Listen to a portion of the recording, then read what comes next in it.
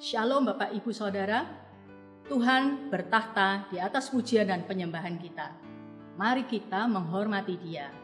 Saya berdoa agar Bapak Ibu Saudara melalui ibadah online hari ini bertemu dengan Dia secara pribadi. Shalom Bapak Ibu, kita bersyukur bahwa pagi ini kita bisa bertemu kembali di ibadah online. Saya bersyukur kalau hari ini saya bisa ada di sini bersama Bapak Ibu.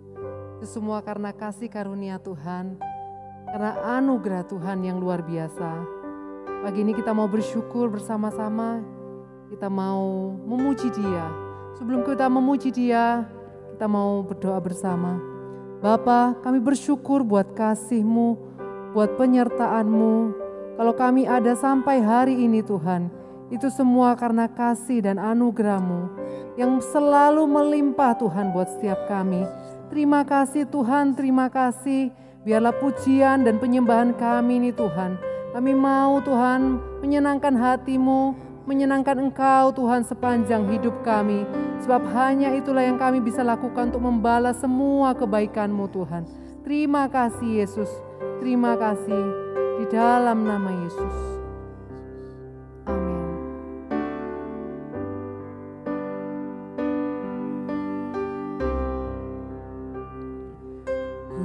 Ada sebab anugerah-Mu, ku ada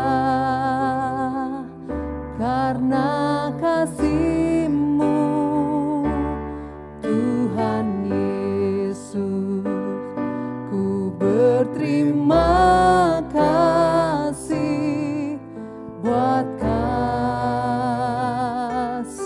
rahmat-Mu.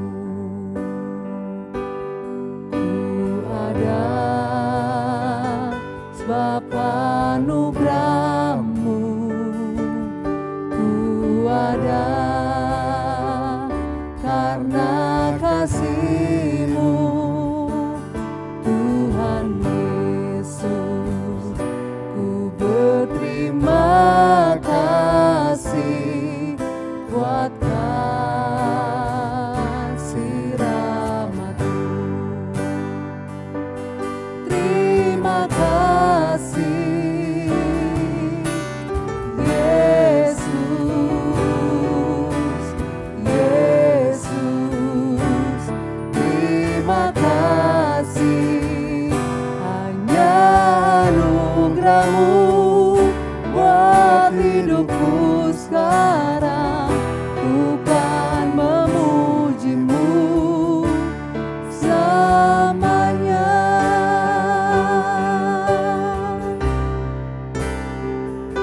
Kami ada hari ini Tuhan, itu semua karena kasih-Mu Yesus. Bersama kita katakan, ku ada sebab anugerah-Mu, ku ada karena kasih-Mu, Tuhan Yesus. Ku berterima kasih buat kasih rahmat-Mu. Terima kasih Yesus, Yesus.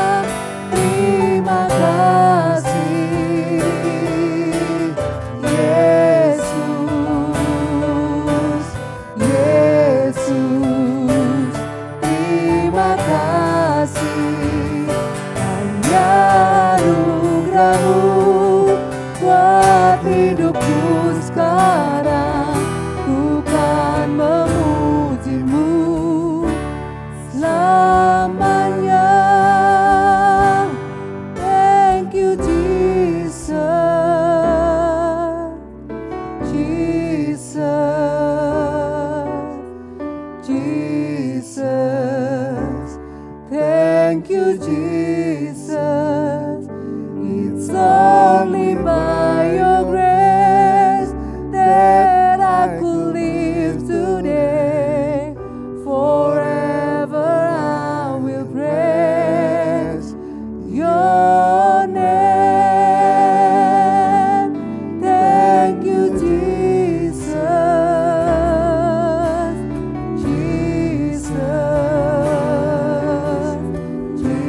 Jesus. Thank you, Jesus.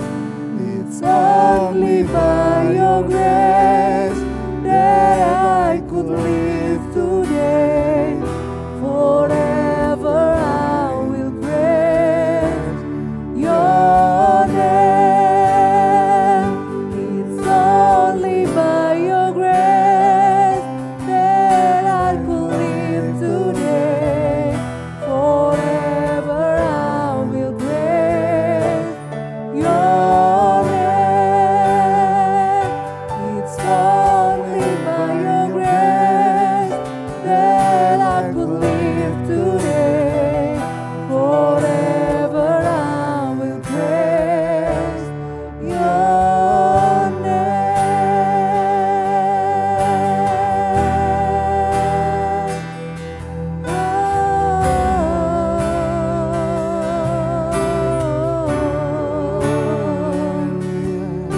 I will praise your name,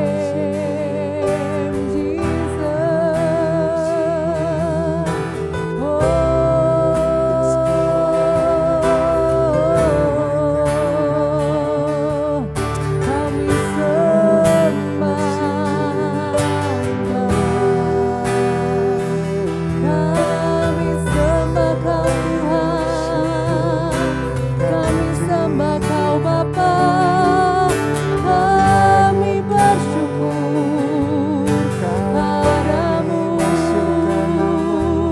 kami berterima kasih padamu, Yesus. Haleluya. Oh, haleluya.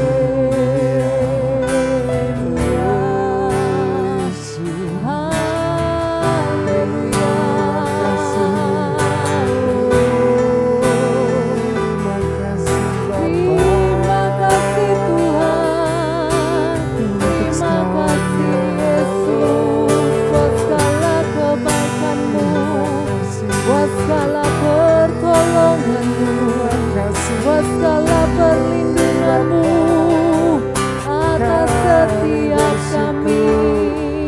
Kami bersyukur.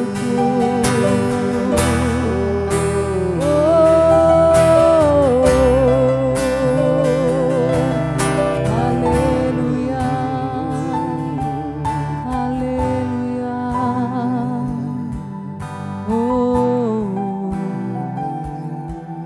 Haleluya.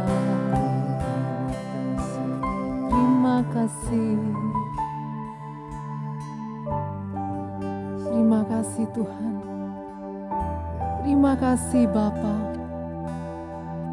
buat kasih-Mu, buat kebaikan-Mu, buat penyertaan-Mu Tuhan atas hidup kami. Kami bersyukur kalau kami bisa masih hari ini dalam keadaan tubuh yang sehat. Kami memuji Engkau, kami menyembah Engkau. Itu adalah suatu anugerah yang luar biasa buat setiap kami Tuhan.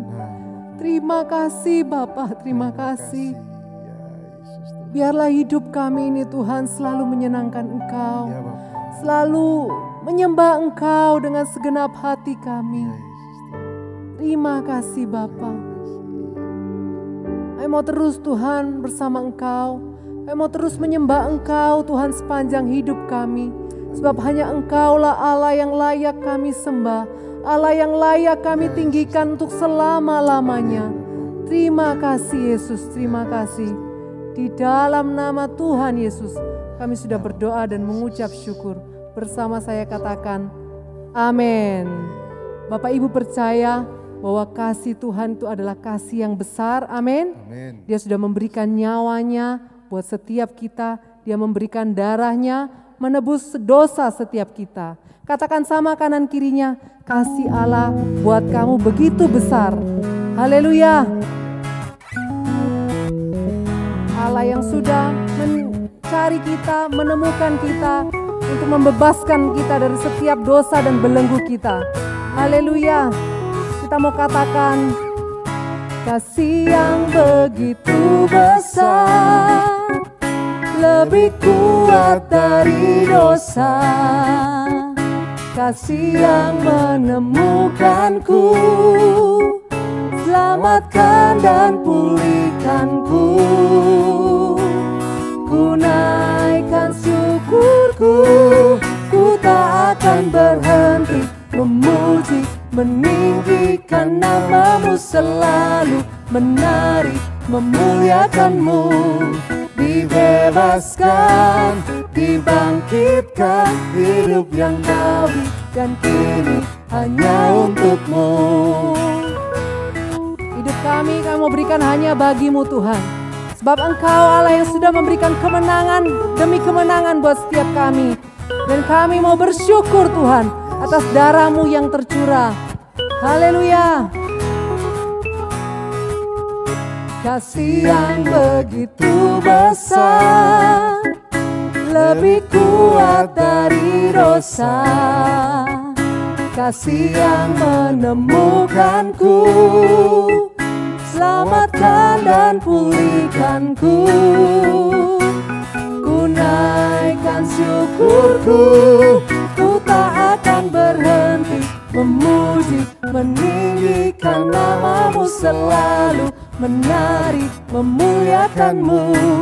Dibebaskan, dibangkitkan, hidup yang kau beri dan kini hanya untukmu.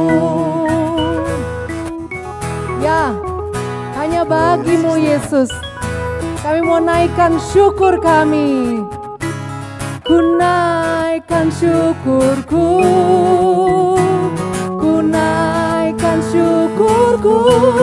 Ku tak akan berhenti memuji, meninggikan namamu, selalu menari, memuliakanmu.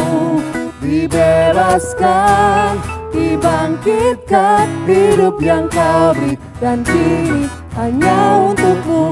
Takkan berhenti memuji, meninggikan namamu, selalu menari, memuliakanmu. Dibebaskan, dibangkitkan, hidup yang kau beri dan kini hanya untukmu. Hidup yang kau beri dan kini hanya untukmu.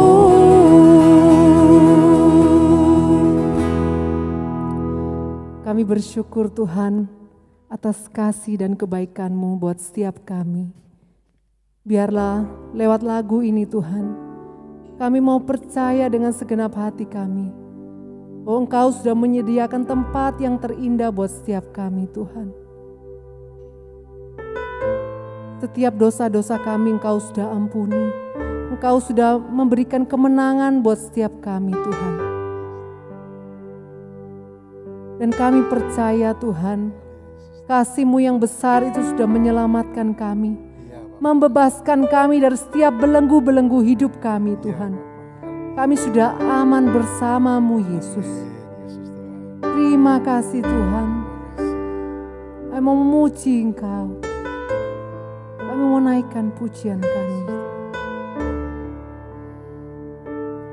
Ada tempat yang mulia, anugerah-Mu tercurah. Kau berikan hidup-Mu sebagai ganti dosaku.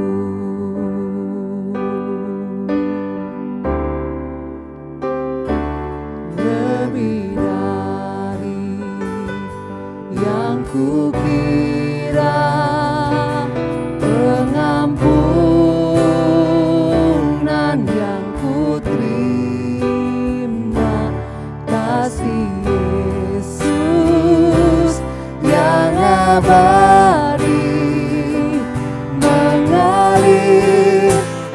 Kalvari, oleh karena salibmu, seluruh hidupku milikmu, Tuhan. Darahmu suntikanku, kuasa salibmu pulihkanku.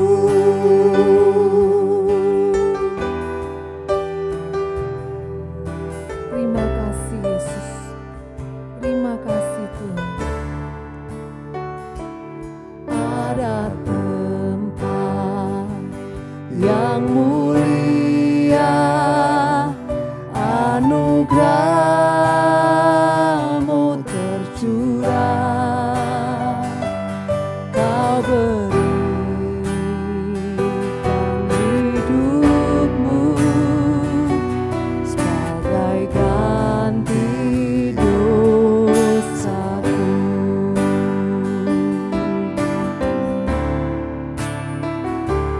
Lebih dari yang ku pinta, ampunan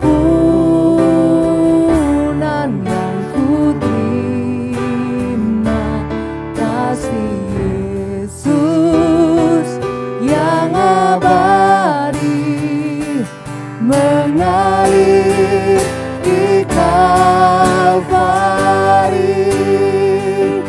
oleh karena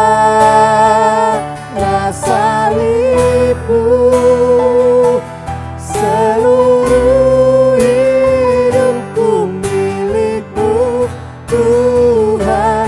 Darahmu suntikanku, kuasa salibmu pulihkanku, oleh karena salibmu, seluruh hidupku milikmu, Tuhan. Darahmu suntikanku, kuasa salibmu pulihkanku, oleh karena salibmu, seluruh hidupku milikmu, Tuhan. Darahmu suntikanku, kuasa salibmu pulihkanku, kuasa salibmu pulihkanku, kuasa salibmu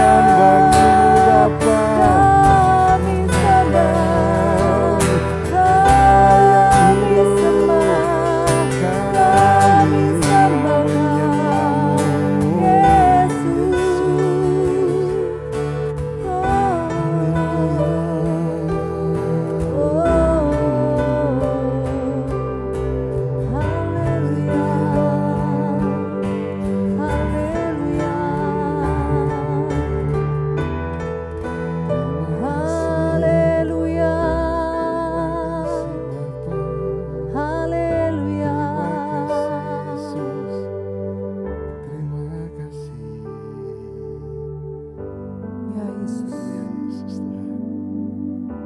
Kami percaya kami telah terima kemenangan yang besar dari Engkau, Tuhan.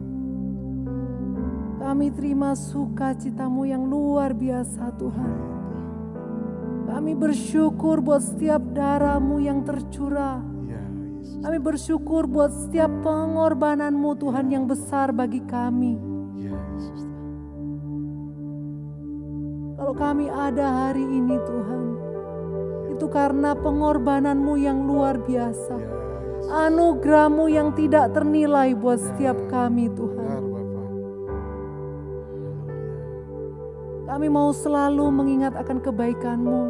Kami mau selalu mengingat akan pengorbanan-Mu yang besar buat setiap kami. Biarlah hidup kami ini, Tuhan, kami mau berikan bagi Engkau. Pakailah hidup kami ini, Tuhan, untuk menyenangkan Engkau. Pakailah hidup kami ini, Tuhan, sebagai alat-Mu, Tuhan. Karena kasih-Mu, Tuhan, sungguh besar, sungguh terlalu besar buat setiap kami. Terima kasih, Tuhan, terima kasih. Biarlah setiap firman-Mu yang akan sebentar lagi kami dengarkan, Tuhan, itu bisa menjadi kekuatan buat setiap kami, menjadi rema buat setiap kami, Tuhan. Kami mau hidup di dalam kebenaran firman-Mu, Tuhan. Kami mau melakukan apa yang Kau kehendaki di dalam hidup kami. Terima kasih, Yesus, terima kasih. Biarlah hidup kami ini terus menyenangkan Engkau sepanjang masa. Di dalam nama Tuhan Yesus, kami berdoa dan mengucap syukur. Bersama kita katakan, amin.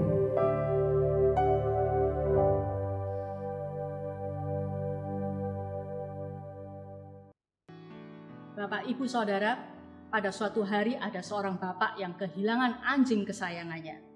Dia berusaha keras untuk menemukan anjing itu, tetapi tidak berhasil. Karena itu dia memberitakan kehilangan anjing ini di surat kabar. Lalu iklan itu dia menyebutkan ciri-ciri anjing kesayangannya itu.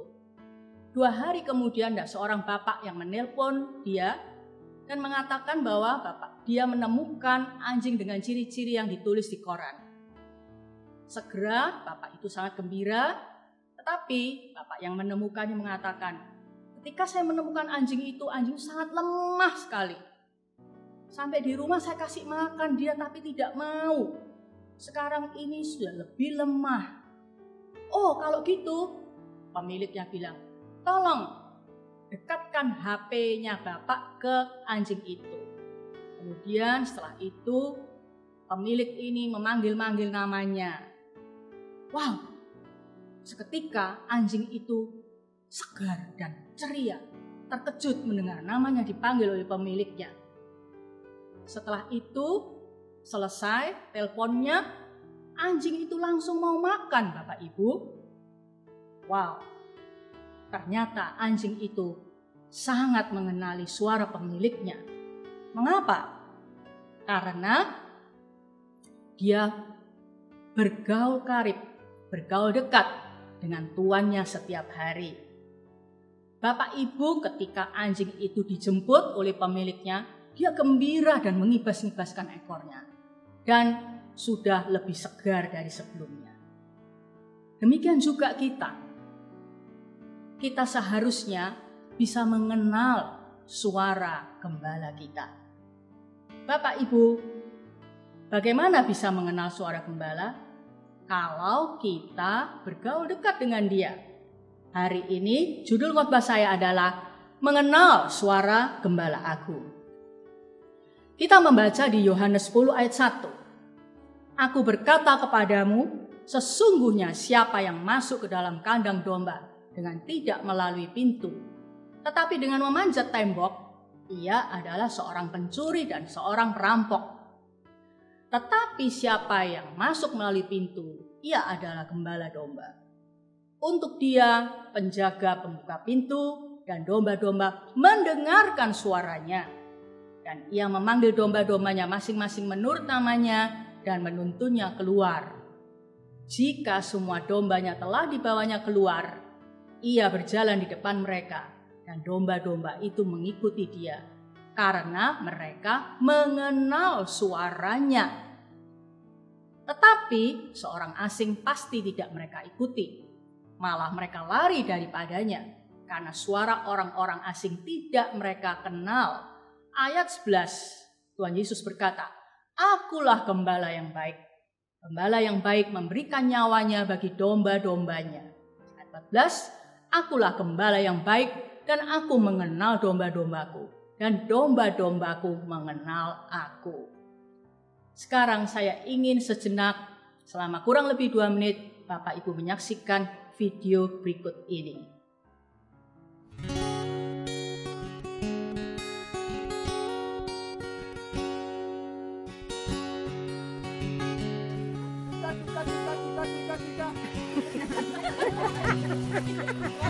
One more time. Oh, one is.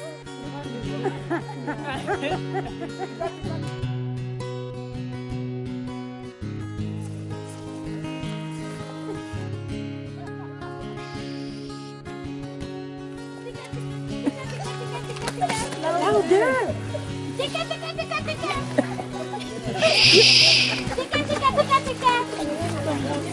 Tika, tika.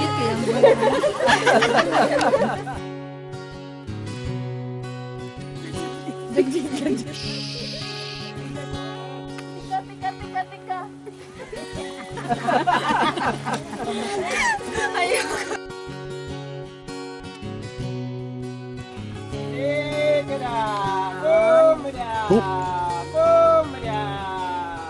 Look at them, look at them.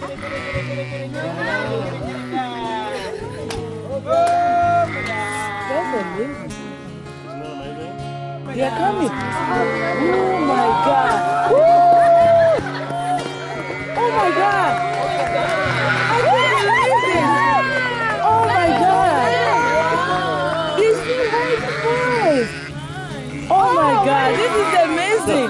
One more. You scared them. Yeah, Eunice made him go away. Oh my God. Was that cool or what? Oh my God. You will never have the same again. Oh my God.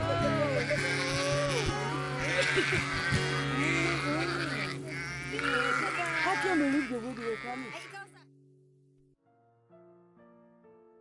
Ternyata luar biasa ya. Domba hanya mau meresponi suara gembala yang sudah mereka kenal, yang selalu berjalan di depan mereka. Suara orang asing tidak mereka kenali, tidak mereka responi. Poin saya hari ini adalah, apakah kita bisa mendengar suara Tuhan? Saya ini kan manusia yang banyak kekurangan. Kita ini kan manusia yang banyak kekurangan. Sedangkan Tuhan itu yang maha suci di surga. Apakah mau berbicara kepada saya? Apakah saya bisa mendengar suaranya? Bapak Ibu, tahukah Bapak Ibu dari ayat-ayat yang tadi kita baca? Kita ini adalah domba-dombanya Tuhan Yesus. Domba pasti bisa mendengar suara gembala karena sudah mengenal, setiap hari bergaul dekat. Jadi kita semua bisa mendengar suara Tuhan karena kita sudah ditebus, diangkat menjadi anaknya, dan pada ayat ini katakan kita sudah menjadi domba-dombanya. Domba-domba hanya bisa mendengar suara gembala. Jadi Bapak Ibu, salah bila Bapak Ibu berpikir hanya orang-orang tertentu yang sudah memiliki jabatan-jabatan penting saja di gereja yang bisa mendengar suara Tuhan, atau orang-orang yang berkarunia nabi saja, atau orang-orang yang pintar bernubuat saja. Tidak demikian. Kita semuanya, Bapak Ibu Saudara dan saya, asalkan kita sudah menjadi domba Tuhan, pasti bisa mendengar suara Tuhan. Bapak Ibu tahukah bahwa kekristenan sejati adalah tentang hubungan pribadi dengan Yesus sebagai Bapa. Jadi kekristenan sejati bukan soal agama, tapi soal hubungan pribadi yang dekat dengan Tuhan Yesus sebagai Bapa, Tuhan Yesus sekaligus sebagai Gembala Agung kita. Nah, mendengar suara Tuhan langsung secara pribadi, mendengar suara Tuhan itu hal yang sangat penting, yang sangat utama. Mengapa? Karena hanya dengan bisa mendengar Tuhan berbicara secara langsung, baik melalui firman Tuhan, melalui doa penyembahan, bahkan melalui masalah-masalah yang terjadi pada kita, atau melalui cara-cara yang lain, melalui mimpi, melalui karunia-karunia roh yang lain, kita bisa bertumbuh ke arah kedewasaan rohani. Orang Kristen yang tidak bisa mendengar suara Tuhan secara pribadi, langsung, dia tidak bisa berkembang rohaninya. Bukankah banyak di antara kita, mungkin kita juga seperti itu, jadi orang Kristen sudah lama sekali, tetapi tidak bertumbuh ke arah yang lebih baik. Tidak bisa mendengar Tuhan berbicara secara langsung di dalam hati kita. Sehingga macet pertumbuhan kita. Dan sangat menyedihkan, Bapak Ibu, kalau kita menjadi orang Kristen yang seperti itu. Pentingnya mendengar suara Tuhan.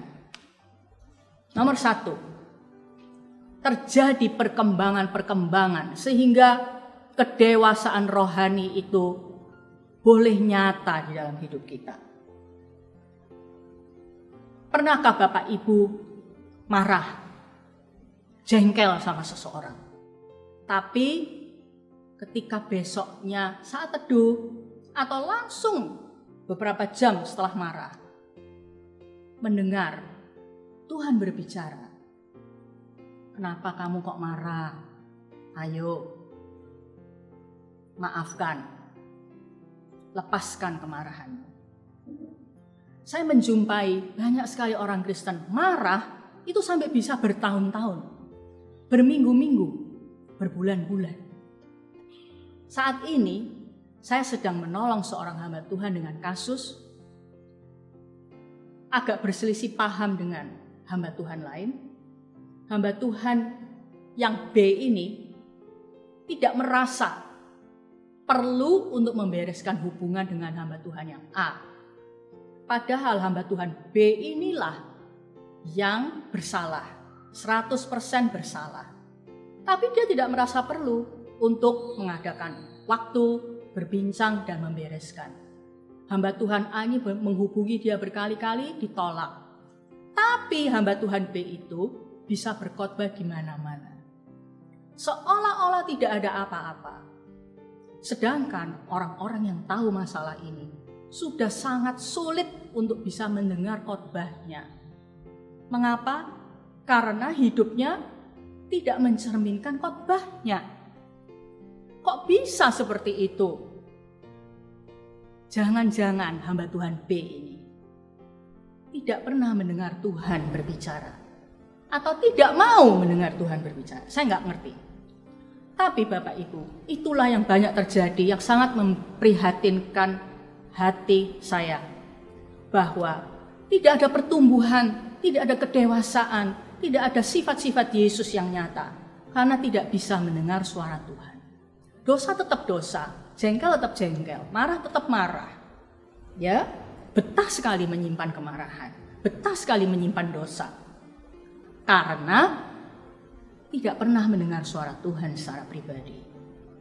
Yang kedua, pentingnya mendengar suara Tuhan. Luka-luka batin kita dipulihkan.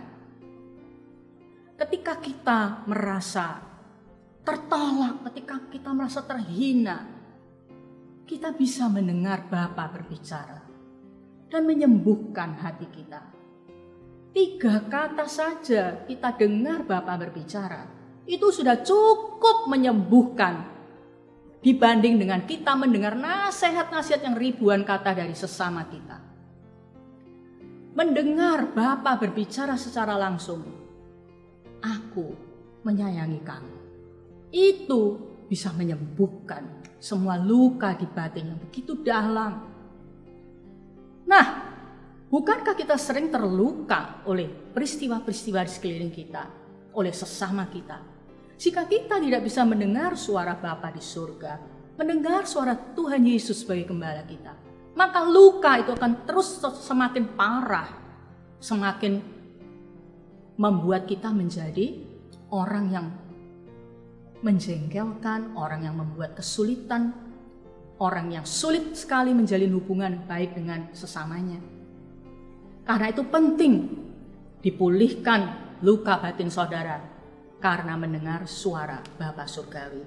Yang ketiga, pentingnya mendengar suara Tuhan. Kita berani melangkah dalam panggilan Tuhan. Banyak membaca buku, banyak mendengarkan ceramah tentang memenuhi panggilan Tuhan, tetapi tidak pernah berani melangkah karena tidak pernah mendengar Tuhan berbicara secara pribadi, atau mendengar tapi tidak menuruti. Poin saya yang berikutnya, mendengar dan menurut. Yesaya 1 ayat 19, jika kamu menurut dan mau mendengar, maka kamu akan memakan hasil baik dari negeri itu. Menurut dan mau mendengar, atau mendengar dan mau menurut. Hari ini kita akan belajar dari dua figur Alkitab. Figur yang pertama ini adalah figur yang tidak boleh diteladani, yaitu Bileam, seorang nabi. Figur yang mendengar tapi taatnya cuma setengah hati saja. Kisah yang panjang ini ditulis di dalam Bilangan 22 sampai 24. Saat itu Israel berhasil mengalahkan bangsa-bangsa Kanaan karena disertai oleh Tuhan. Pada saat Israel akan melawan Moab, Raja Moab yang bernama Balak sangat ketakutan karena dia mendengar reputasi Israel menang terus. Dan dia sudah yakin bahwa dia tidak bisa menang atas Israel. Karena itu dia pakai strategi mengirim utusan kepada Nabi Bileam supaya Nabi Bileam mengutuki bangsa Israel. Karena terkenal Nabi ini kalau mengutuki siapa, orang itu pasti terkutuki. Nabi ini memberkati siapa, orang itu pasti diberkati. Dan ketika utusan itu sampai ke rumah Bileam, Bileam tanya sama Tuhan, bolehkah aku pergi bersama mereka? Tuhan jelas mengatakan di dalam Bilangan 22 ayat 12, lalu berfirmanlah Allah kepada Bileam, janganlah engkau pergi bersama-sama dengan mereka. Janganlah engkau mengutuk bangsa itu sebab mereka telah diberkati. Jelas kan? Jangan pergi, jangan mengutuk. Ya kan? Lalu gagal kan misi yang pertama? Waktu itu Balak tidak terima, tidak menyerah, mengirim utusan kedua. Dikirimlah orang-orang yang lebih terhormat dan menawarkan banyak hadiah jika Bileam mau mengutuki Israel. Bileam sebenarnya menolak hadiah-hadiah itu, tapi dia mengizinkan mereka menginap dan mau tanya Tuhan lagi. Lucu kan? Udah jelas Tuhan bilang jangan pergi bersama mereka dan jangan mengutuki. Tapi kenapa dia tanya Tuhan lagi? Dari sini kelihatan sekali kalau dia taatnya cuma setengah hati. Tidak sungguh-sungguh taat alias tidak taat, Bapak Ibu Saudara. Itu adalah contoh yang jelek. Akhirnya Tuhan mengizinkan dia pergi, ya kan? Dengan menunggang keledai. Tapi kepergiannya itu disertai murka Tuhan. 3 kali keledai yang ditumpangi oleh Bileam melihat malaikat Tuhan menghunus pedang. Jadi keledai ini tidak bisa maju lagi. Lalu dipukuli sampai 3 kali oleh Bileam. Akhirnya keledai itu berbicara seperti manusia kepada Bileam. Wah, fenomena yang sangat ajaib, bukan? Ini bukan cerita fabel ya Bapak Ibu, bukan cerita anak-anak nih, bener-beneran nih. Keledai bicara nih kepada tuannya dengan bahasa manusia. Singkat cerita, Bileam dibuka matanya oleh Tuhan dan melihat malaikat Tuhan menghunus pedang mau membunuh dia. Dia ketakutan setengah mati. Ya, apakah aku harus pulang? Tapi malaikat bilang, sudah, kamu pergi aja. Tapi jangan pernah mengucapkan sesuatu yang tidak aku taruh dalam mulut. Dia tidak bisa mengutuki karena Israel hidup taat kepada Tuhan. Siapa Bileam ini Bapak Ibu? Ini figur orang yang mendengar Tuhan berbicara dengan jelas, kelihatannya taat tetapi sesungguhnya tidak.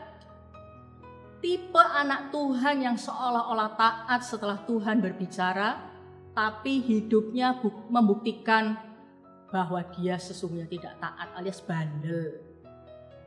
Bapak Ibu Saudara, mari saya ajak janganlah kita bisa mendengar Tuhan berbicara seolah-olah taat gitu ya, tetapi kembali lagi dengan ketidaktaatan kita. Betapa sering saya mendengar, Cik Hana, terima kasih khotbahnya luar biasa. Saya diberkati, saya sadar akan kesalahan saya. Nah, taunya orang-orang itu melakukan yang sama. Saya sebagai hamba Tuhan tidak merasa tersanjung dengan ucapan dia terima kasih. Saya lebih merasa sukacita bila tidak usah bilang terima kasih, tapi taat. Begitu juga Tuhan, Bapak Ibu. Taat itu loh yang penting. Ya. Saya mau buktikan bahwa Bileam itu tidak taat. Di dalam Bilangan 31 ayat 16 dikatakan seperti ini. Bukankah perempuan-perempuan ini atas nasihat Bileam menjadi sebabnya orang Israel berubah setia terhadap Tuhan dalam hal peor, sehingga tulah turun ke antara umat Tuhan. Jadi ceritanya 3 kali dikutuki, tetapi justru nggak bisa, malah Bileam memberkati bangsa Israel. Karena Israel hidup takut akan Tuhan, taat sama Tuhan. Tapi Bileam hatinya tidak tulus, ya kan? Dia terpaksa saja karena terancam dibunuh sama malaikat Tuhan. Jadi dia terpaksa taat, seolah-olah taat. Tapi dia menasihati Bileam, Balak seperti ini. Kalau kamu mau Israel itu terkutuk, ya, Israel itu hancur, gitu ya. Itu loh, perempuan-perempuan cantikmu, orang-orang Moab ini, suruh merayu pria-pria Israel. Dan itulah yang dilakukan oleh Balak. Akibatnya orang Israel berzina dengan perempuan-perempuan Moab dan 24.000 kena tulah, mati tewas. Bapak Ibu, seorang nabi yang mendengar Tuhan, peka pada suara Tuhan, bisa punya kejahatan hati yang seperti itu parahnya. Bapak Ibu jawab saya, apakah Bileam itu taat? Enggak kan? Ada banyak orang Kristen yang seperti itu. Mari kita mawas diri. Seringkah kita bisa mendengar Tuhan berbicara, teguran Tuhan, nasihat Tuhan, atau apa saja yang Tuhan bicara, tapi kita tidak pernah mengubah hati kita untuk taat kepadanya? Mari kita sadar diri Bapak Ibu kalau demikian. Yang kedua, figur yang patut kita teladani yaitu Abraham. Sosok ini adalah pribadi yang mendengar Tuhan bicara dan taat sepenuh hati, bukan setengah-setengah. Sepenuh hati. Kejadian 22 ayat 1 sampai 19. Tapi saya hanya membaca 2 ayat saja. Setelah semuanya itu Allah mencoba Abraham. Ia berfirman kepadanya, Abraham. Lalu sautnya, ya Tuhan. Firman-Nya, ambillah anakmu yang tunggal itu yang engkau kasihi, yakni Ishak. Pergilah ke tanah Moria dan persembahkanlah dia di sana sebagai korban bakaran pada salah satu gunung yang akan kukatakan kepadamu. Wah, Bapak Ibu, Abraham langsung taat. Ya, saya tidak membaca ayat seterusnya. Ayat 3 dikatakan keesokan harinya persis seperti yang Tuhan perintahkan. Itulah yang Abraham lakukan. Bapak Ibu, meskipun pada akhirnya Ishak tidak jadi dibunuh dan dipersembahkan, Karena Tuhan sudah membuktikan bahwa Abraham mencintai Tuhan lebih daripada Ishak. Dan Tuhan menyediakan seekor domba pengganti yang dipersembahkan untuk menggantikan Ishak. Abraham langsung taat Bapak Ibu. Tidak ada kisahnya dia berdalih-dalih bertanya jawab dengan Tuhan. Sehingga dari ayat 2 ke ayat 3, kalau kita membacanya hanya cepat-cepat saja, tidak merenungkan, kita tidak bisa merasakan pergumulan batin Abraham. Begitu langsung taatnya itu. Apa yang kita bisa pelajari dari ketaatan Abraham? Ishak itu menggambarkan berkat yang telah lama dinantikan, yang Tuhan sendiri janjikan. Sedangkan Tuhan itu adalah pemberi berkat. Kalau kita diperhadapkan seperti Abraham, antara berkat dengan pemberi berkat, antara berkat yang kita sayangi dan pemberi berkat yaitu Tuhan, mana yang kita pilih? Abraham lulus karena dia memilih Tuhan sebagai pemberi berkat. Dia yakin, oke, Tuhan berjanji aku akan menjadi bapa bagi banyak bangsa. Kalau toh Ishak ini harus aku persembahkan, harus mati di meja mesbah persembahan, maka Tuhan pun akan sanggup memberikan aku anak yang lain sebagai penggantinya. Itu keyakinan dia. Dia memilih pemberi berkat yaitu Tuhan. Bapak Ibu mendengar suara Tuhan dan langsung menaati dia. Itu berasal dari hati yang sungguh mengasihi dia. Saya ulangi, mendengar suara Tuhan dan menaati dengan sepenuh hati adalah hasil dari hati yang mengasihi Tuhan. Inilah yang Tuhan rindukan dari kita, peka mendengar suara Tuhan dan mentaatinya sepenuh hati karena kita mengasihi Tuhan. Bu Hana, mengapa kok saya tidak pernah mendengar suara Tuhan? Mengapa kok saya tidak bisa mendengar suara Tuhan? Yang pertama, Bapak Ibu Saudara, kita tidak bergaul dengan Tuhan. Karena itu tidak mengenali suaranya. Ingat, domba itu hanya merespon suara gembala yang dia sudah kenal. Karena dia bergaul dengan gembala setiap hari. Bapak Ibu Saudara, bila tidak pernah merenungkan firman, bila tidak pernah menyembah Tuhan, bila tidak pernah bergaul dengan Tuhan. Bapak Ibu hubungannya dengan Tuhan jauh. Lah gimana caranya bisa mendengar suara Tuhan? Kalau Tuhan pun ngomong, Bapak Ibu juga nggak mengenali. Ya. Yang kedua, mengapa tidak bisa mendengar suara Tuhan? Karena sering tidak taat ketika Tuhan berbicara. Sering tidak taat. Sebenarnya bisa mendengar suara Tuhan Bapak Ibu ini, tapi sering tidak taat ketika Tuhan berbicara. A.W. Tozer, seorang tokoh Alkitab, maksud saya seorang tokoh Kristen, pendoa yang diurapi Tuhan, namanya A.W. Tozer, berkata seperti ini.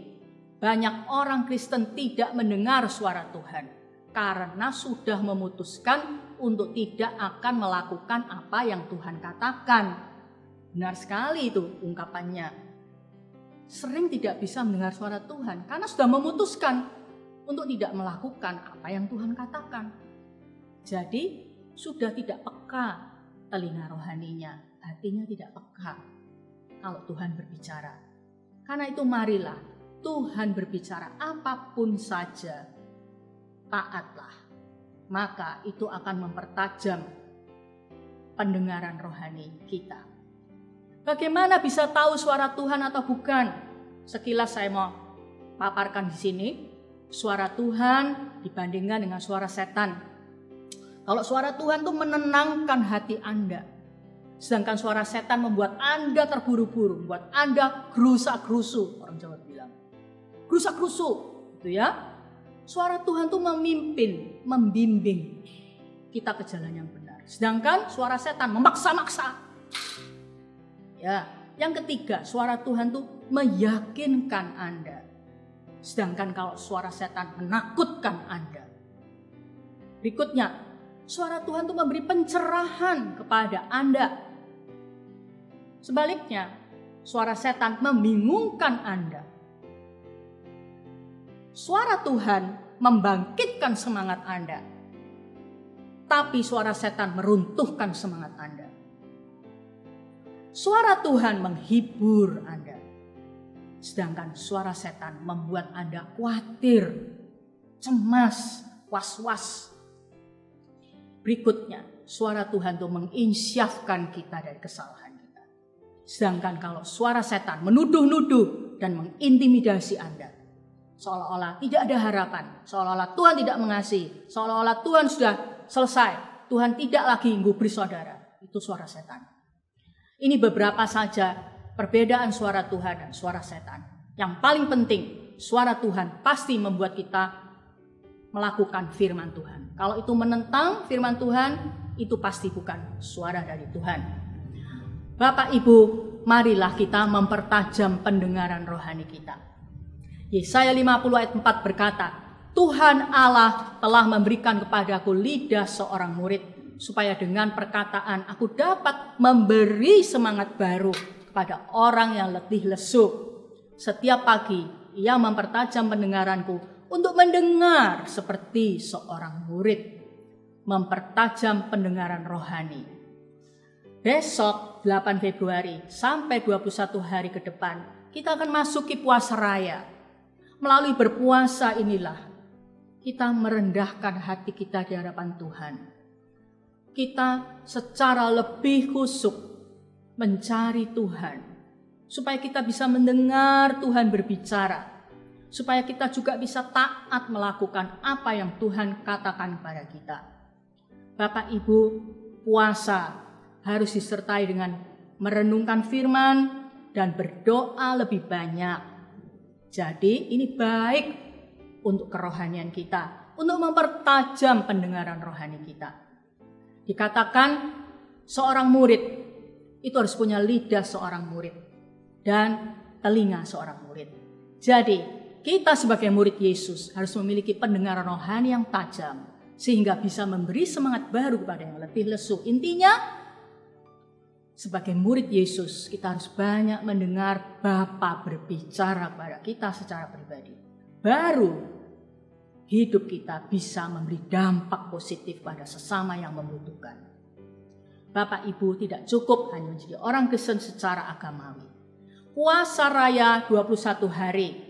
Ada 3 macam jenis puasa yang kita desain untuk jemaat Kristus Pencipta. Tidak makan pagi dan tidak makan siang, buka puasa pukul 16. Atau yang kedua, tidak makan pagi, buka puasa pukul 13. Yang ketiga, makan terakhir pukul 13 siang, buka puasa keesokan harinya. Bapak Ibu pilih sesuai dengan kemampuan yang Tuhan berikan kepada Bapak Ibu Saudara. Jadi tujuan puasa kita adalah mendengar dan menuruti Tuhan. Oke? Mendengar dan menuruti Tuhan.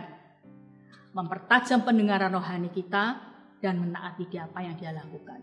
Nah, untuk hal itu bisa terjadi dalam 21 hari ke depan, Bapak Ibu, kita semuanya, saudara semuanya, butuh mendiamkan hati. Jangan sibuk terus. Ya memang harus tetap kerja, tetap sekolah dan sebagainya. Tapi mesti tidak over busy, tidak sibuk sampai lelah, sampai nggak ada waktu untuk Tuhan.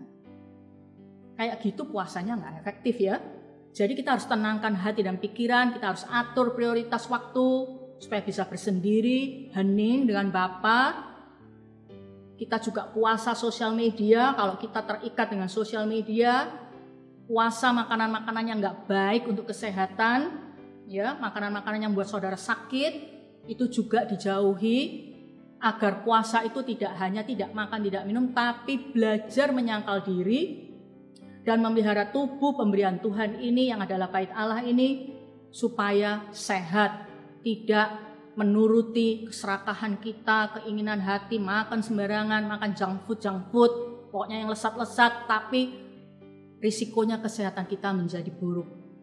Juga baik dimasukkan agenda ini dalam puasa raya kita. Puasa dari makanan-makanan yang tidak baik untuk kesehatan. puasa-puasa, hiburan-hiburan yang menyita waktu saudara. Agar saudara dekat sama Bapa, dekat sama Gembala Agung, biar kita bisa mendengar suara Tuhan lagi. Bapak Ibu bilang gini, Bu Hana, nggak salah nih puasa raya di masa pandemi. Bapak Ibu, saya mau katakan seperti ini. Puasa itu tidak seharusnya membuat kita sakit. Saya setuju sekali, masa pandemi kita harus jaga kesehatan. Kita harus bangun kekebalan tubuh yang prima. Iya kan? Masa pandemi ini. Setuju banget. Tapi dengan puasa itu tidak harus menjadikan kita sakit dan imunitas kita menjadi buruk. Tidak. Nah, saya mau ngambil waktu seberapa menit saja menjelaskan tentang ini secara khusus. Jadi saya mau ajak jemaat Kristus Pencipta tetap menjalani puasa raya di masa pandemi dengan cara bagaimana? Masing-masing menjalani puasa sesuai kemampuan yang Tuhan berikan dalam kurun 21 hari. Intinya jangan sampai tubuh merasa lemas dan tak bertenaga. Kalau dulu sebelum pandemi lemes, ditahan-tahan, nggak usah sampai kayak gitu ya. Jadi contohnya, Bapak Ibu bisa mengatur. Ya, contohnya saja nih, tidak harus seperti saya ngomong, contohnya. Misalnya Bapak Ibu ambil puasa jenis pertama, tidak makan pagi, tidak makan siang, makan sore hari, buka puasanya jam 4 sore. Nah, Bapak Ibu bisa lakukan itu 2 hari sekali, atau seminggu 2 kali. Ya, seperti itu, karena itu yang paling berat kan. Nah, atau mengambil yang puasa jenis kedua, yang buka puasa jam 1 siang. Setiap hari seperti itu, tapi buka puasa jam 1 siang. Jadi jauh lebih ringan daripada sebelum pandemi. Seperti itu. Mana-mana yang Bapak Ibu pilih, ya. Mungkin puasa yang malam, yang makan terakhir jam 1, buka puasa besoknya. Tetapi kalau dijalani setiap hari sebelum pandemi berat, ya kan? Tidak terbiasa. Boleh dibuat 2 hari sekali atau 3 hari sekali. Pokoknya di dalam 21 hari ini saya mengajak jemaat mengambil puasa secara khusus. Itu aturannya kayak apa gitu ya. Frekuensinya bagaimana, seringnya bagaimana, Bapak Ibu sendiri yang mengatur. Yang paling penting jangan sampai lemes, gak bertenaga. Nanti terkena virus, nyalahkan Tuhan. Aku puasa raya kena COVID. Loh, yang salah bukan Tuhan, yang salah bukan siapa-siapa. Kita sendiri mungkin kurang berhikmat. Jadi, ingat Bapak Ibu, kita harus memakai akal sehat juga kan? Tapi tidak mengizinkan ketakutan menguasai hati kita. Takut COVID, takut tertular. Sehingga nggak usah puasa. Nggak boleh takut, tapi harus pakai akal sehat juga. Jadi, lebih ringan, lebih frekuensinya tidak sesering sebelum pandemi, seperti itu. Tentukan sendiri bagaimana. Yang penting dalam 21 hari tujuan puasa kita adalah bisa mendengar Tuhan peka dan menuruti apapun yang Tuhan katakan. Dan itu sangat menyenangkan Bapa kita di surga. Ingat yang terakhir, ada Roh Kudus di dalam hati kita yang memberi kita kemampuan. Amin Bapak Ibu. Jadi ada Roh Kudus yang memberi kemampuan pada kita. Kita nggak puasa sekartnya sendiri, kuat tenaga kita sendiri. Kita nggak berjuang sendiri. Kita minta Roh Kudus selalu menguatkan kita. Yesaya 1 ayat 19 saya baca lagi sebagai ayat penutup. Jika kamu menurut dan mau mendengar, maka kamu akan memakan hasil baik dari negeri itu. Sekarang, setelah mendengar firman Tuhan, mari saya ajak jemaat memberikan hati saudara kepada Tuhan agar dimampukan untuk mendengar Tuhan berbicara. Mungkin sudah lama Bapak Ibu Saudara nggak pernah dengar Tuhan bicara. Mungkin belum pernah. Saya berdoa, tim doa, para pemimpin juga telah berdoa supaya seluruh jemaat Kristus Pencipta dalam masa 21 hari puasa raya bisa mendengar Tuhan berbicara secara pribadi dan menuruti kehendak Tuhan. Jangan mengeraskan hati, jangan seperti Bileam, tapi seperti Abraham. Yang kedua, mari singkirkan hal-hal yang menghambat kita untuk mendengar Tuhan bicara. Ya, singkirkan semua itu. Mari kita datang kepada Tuhan kita mempersiapkan hati kita untuk perjamuan kudus juga. Kita berdoa sebelumnya. Bapa di surga, kami telah mendengar firman-Mu disampaikan. Engkau rindu melihat anak-anak-Mu dekat dengan Engkau. Bapa, selalu bisa mendengar Engkau berbicara dan punya hati yang taat untuk melakukan kehendak-Mu. Pada perjamuan kudus hari ini, basuh kami dengan darah Yesus. Roh, jiwa, tubuh kami disucikan, dikuduskan. Ampuni semua ketidaktaatan kami. Ampuni semua kebandelan kami. Kiranya darah Yesus menyucikan hati nurani kami. Memberikan hati yang taat kepada Tuhan. Telinga rohani yang bisa tajam mendengar suara Bapa berbicara. Bapa, Engkau menolong setiap jemaat dalam keadaan dan kelemahan, ketidakmampuan mereka masing-masing. Roh Kudus siap menolong anak-anak-Mu ya Bapa. Terima kasih Tuhan, kami berdoa supaya perjamuan kudus hari ini bermakna buat kami. Tidak hanya sekedar kebiasaan saja. Terima kasih Tuhan. Di dalam nama Yesus. Bapak Ibu, mari ambil roti yang sudah disiapkan. Kita angkat dengan tangan ke atas. Kita mensyukuri Bapa yang mengutus anaknya yang tunggal, yaitu Tuhan Yesus, untuk mati di kayu salib dan bangkit. Dan mengadopsi kita menjadi anaknya. Mengangkat kita menjadi domba-dombanya. Terima kasih ya Tuhan. Bapak Ibu yang sakit, taruh tangan di tempat yang sakit. Dan percaya kuasa Tuhan menyembuhkan Bapak Ibu Saudara. Terima kasih Tuhan Yesus untuk pengorbanan-Mu, untuk bilur-bilur-Mu yang menyembuhkan semua penyakit dan kelemahan tubuh kami. Kami berdoa kesembuhan terjadi di dalam hidup jemaat Kristus Pencipta.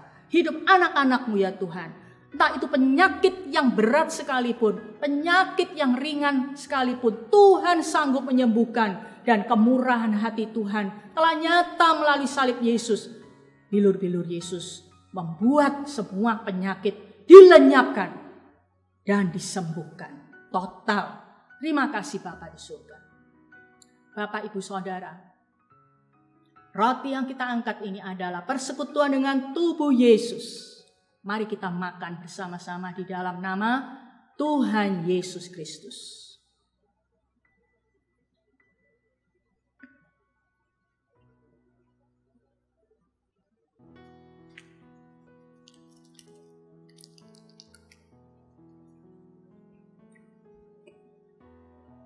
Sekarang kita angkat anggur di tangan kanan kita.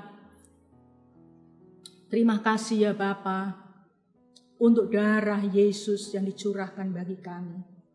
Siapakah kami? Tapi Engkau mengadopsi kami menjadi anak-Mu, menyucikan kami dari segala dosa. Berikan hati yang taat kepadamu. Terima kasih Bapa.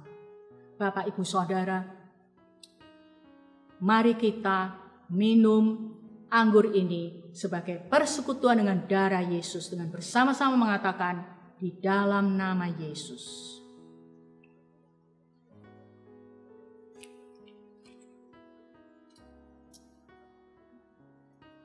Terima kasih Bapa. Hari ini kami diingatkan untuk menjadi anak-anak-Mu yang taat kepadamu. Supaya dunia yang terhilang bisa diselamatkan, dibawa kepada Engkau melalui hidup kami. Berkatilah puasa raya sebentar lagi yang akan kami jalani. Supaya melalui kurun waktu 21 hari ini, kami lebih dekat kepadamu, lebih peka dan lebih menurut kepadamu. Terima kasih Tuhan, di dalam nama Yesus. Amin. Sekarang pengumuman, Bapak Ibu, selama puasa raya 21 hari, Koram Dio Gabungan tetap berlangsung setiap hari Selasa pukul 19.30 sampai 20.30. Bapak Ibu Saudara yang belum memiliki akun Instagram, tolong membuat akun Instagram dan setiap Selasa akan live ya. Yang tidak mengerti bagaimana memasang akun, mungkin bisa tanya sama anaknya, pasti mengerti. Nah, di IG live akun @gbi.kristuspencipta tanggal 9, 16, 23 Februari pukul 19.30 sampai 20.30. Selalu akan ada Koram Deo gabungan dan agak berbeda karena waktu untuk penyembahan akan berlangsung lebih lama ya daripada biasanya, memberi kesempatan buat Bapak Ibu Saudara yang mengikuti Koram Deo melalui IG Live mengalami perjumpaan dengan kasih Bapa. Dan selama puasa raya, permohonan doa jemaat yang biasanya dimasukkan dalam agenda Koram Deo hari Selasa itu, sementara puasa raya tidak didoakan di IG Live, tetapi akan tetap didoakan oleh tim doa setiap hari. Nah, selama 21 hari ini saya sungguh mendorong Bapak Ibu yang sudah lama nggak pernah Koram Deo 85 di rumah masing-masing. Bapak Ibu yang ada jadwal Koram Deo 85 tapi sudah lama lupa. Nah, selama 21 hari di rumah masing-masing semua jemaat yang sudah terjadwal Koram Deo 85 di rumah dimaksimalkan ya sesuai jadwal yang sudah ada. Bapak Ibu yang belum terjadwal di Koram Deo 8.5 itu bisa tanya sama PKS-nya untuk bergabung di hari mana, jam berapa ya. Nah, seperti dulu tahun lalu saya tetapkan ketika selama masa pandemi Koram Deo 8.5 di rumah masing-masing itu, pemimpin kelompok di Koram Deo itu tolong menghubungi timnya sebelum berdoa, mengajak untuk siapkan hati, ingetin gitu ya, melalui video call, melalui WA call, melalui telepon dan lain-lain. Dan masing-masing berdoa setelah itu di rumah, menyembah Tuhan, mendengar Tuhan bicara, dapetin apa yang Tuhan bicara. Dan setelah selesai mohon pemimpin kelompok juga menanyakan apa yang teman-teman di kelompoknya itu dapatkan saat menyembah Tuhan. Begitu ya. Sehingga jadi jalannya Koram Deo di rumah itu tidak sendiri-sendiri akhirnya pada lupa, nggak disiplin seperti itu. Mari kita semua memulihkan komitmen kita. Juga bisa mengajak teman komsel atau murid rohaninya untuk bergabung di Koram Deo 85 di rumah masing-masing. Pengumuman yang kedua, Bapak Ibu, ini untuk para suami istri. Program dari Pak Harun, ya, judulnya Mengapa Kita Menikah, akan diselenggarakan hari Kamis 18 Februari 2021 pukul 19.30. Tolong dicatat 18 Februari, bisa dipotret pengumumannya ini supaya tidak lupa. Nah, target pesertanya memang untuk alumni bimbingan pranikah, alumni bimbingan pranikah, alumni BPN. Tetapi terbuka juga untuk para suami istri yang lain yang ingin belajar tujuannya mengapa menikah, supaya pernikahan Anda semakin baik, semakin solid, ya, atau yang pernikahannya sekarang ini bermasalah bisa dipulihkan dengan mengikuti acara ini. Jadi terbuka buat yang bukan alumni BPN, buat pasutri yang lain. Bahkan Pak Harun bilang juga terbuka buat para suami istri yang bukan jemaat Kristus Pencipta. Tinggal dikasih link Zoom-nya nanti kepada teman-teman yang bukan jemaat Kristus Pencipta yang membutuhkan acara ini. Mari sekarang kita berdoa untuk 3 pokok doa. Kita akan berdoa. Yang pertama, Bapa, kami mau berdoa agar Engkau menyertai upaya pemerintah dalam mengatasi serta menangani penyebaran virus COVID-19 yang terus meningkat. Kami berdoa agar masyarakat ini disiplin dan patuh melakukan protokol kesehatan. Bapa, hanya kuasa-Mu yang bisa menyertai pemerintah, yang bisa menyertai pemerintah kami untuk menangani pandemi yang belum selesai ini, yang terus meningkat juga. Kami berdoa sekali lagi agar masyarakat Indonesia memiliki ketaatan dan kepatuhan, disiplin terhadap protokol kesehatan. Bapa, lindungi jemaat-Mu, lindungi dimanapun mereka berada. Tolong kami semua untuk menjaga kesehatan kami dengan bertanggung jawab, menjalankan prokes yang ditetapkan, sehingga kami juga bisa terhindar dari penyakit ini. Bapa, yang kedua kami berdoa agar Engkau menyertai Kejaksaan Agung dalam membongkar dugaan kasus korupsi BPJS Ketenagakerjaan dan Asabri yang merugikan negara puluhan triliun rupiah. Sehingga mereka yang terlibat diproses sampai tuntas dan dihukum sesuai dengan undang-undang yang berlaku. Biar ada keadilan, biar ada ketegasan dalam Kejaksaan Agung, biar ada efek jerah untuk tidak lagi korup di dalam bangsa ini. Tuhan menyertai Kejaksaan Agung di dalam membongkar dua kasus yang besar ini ya Tuhan. Terima kasih, kami mau tetap percaya Tuhan membebaskan negara kami dari korupsi. Terima kasih Bapa di surga. Kami berdoa juga agar jemaat Kristus Pencipta, agar kami semua diliputi dengan kerendahan hati, sehingga Engkau bisa leluasa bekerja, berbicara kepada kami selama puasa raya 21 hari ini. Tuhan tolong mereka yang punya penyakit-penyakit lambung, penyakit-penyakit yang lain, agar Tuhan justru menyembuhkan melalui puasa raya ini. Bapak, Engkau memberi kemantapan, memberikan iman, memberikan akal sehat juga kepada kami selama pandemi dengan melakukan puasa raya ini. Terima kasih Tuhan, kami akan mendengar kisah-kisah kemenangan, kisah-kisah nyata dampak puasa raya ini di dalam jemaat kami. Terima kasih Tuhan. Sekarang Bapak, Ibu, Saudara, kita mengakhiri ibadah online ini bersama dengan Yesus berjalan di depan kita, memimpin kita pada jalan-jalan kemenangannya, dan Dia mengurapi kita dengan Roh Kudus, sehingga kita menjadi saksi Kristus yang membawa orang-orang mengenal Yesus. Di dalam nama Yesus. Amin.